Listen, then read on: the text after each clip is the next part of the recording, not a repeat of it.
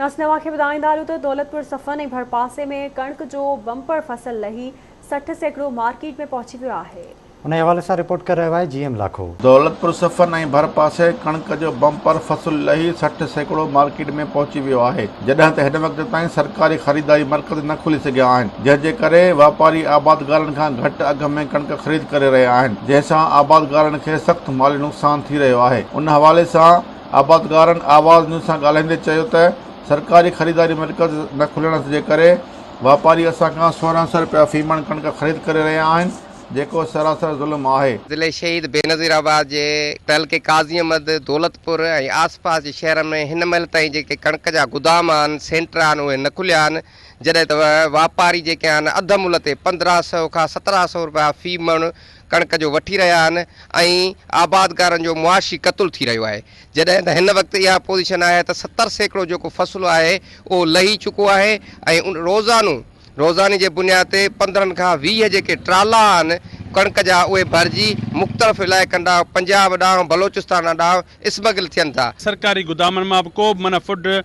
खाते तरफ़ां माना को बि हिते माना सेंटर न खुलियो आहे, जंहिं करे माना आबादगारनि खे बि हिन महिल ते माना बारदानो बि न मिलियो आहे। वटि सरकारी गवर्नमेंट जे तरफ़ां जेका अन जी ख़रीदारी अञा ताईं न थी आहे ऐं इहा फौरी थियणु घुरिजे, छो त वापारी जेको आहे पंहिंजो मनपसंदि अघ तां वठी रहिया आहिनि, इन सां असांखे वॾो घाटो थो रसे ऐं पोइ छा थो थिए त गवर्नमेंट अनु नथी रखे, पोइ अटो जेको आहे ग़रीबनि वीचारनि खे 80 रुपया 90 रुपया किलो ताईं मिले थो। सेंटर न खुलिया आहिनि त हींअर जेको बि वापारी अनु वठनि पिया उहे ट्राला भरे बलोचिस्तान पंजाब ॿियनि सूबनि में स्मगलिंग थी रही आहे। उन में सभु जेको आहे पुलिस फूड एमिलो मलौस आहे, ग़रीबनि जो एहतिसाल थी रहियो आहे ऐं ही तमामु जेको आहे सो नाइंसाफ़ी थी रही आहे। ग़रीबनि जे लाइ इहो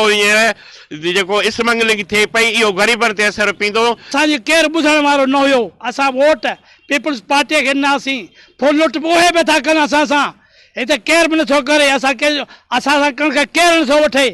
सो महिरबानी फरमाए सिंध जे चीफ मिनिस्टर ऐं मोहतरम जनाब चीफ जस्टिस खे गुज़ारिश कंदासीं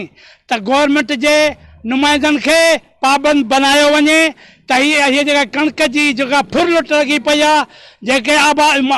वापारी स्टॉक पिया कनि या अफ़गानिस्तान खे ज़ाहिर मोकिलींदा। आबादगारनि मुतालबो कयो आहे त सरकारी ख़रीदारी मर्कज़ खोले आबादगारनि खां कणक ख़रीद कई वञे त जीअं बम्पर फसल जो लाभ ग़रीब हारीअ ताईं पहुची सघे। जीएम लाखो, आवाज़ न्यूज़, दौलतपुर सफ़र।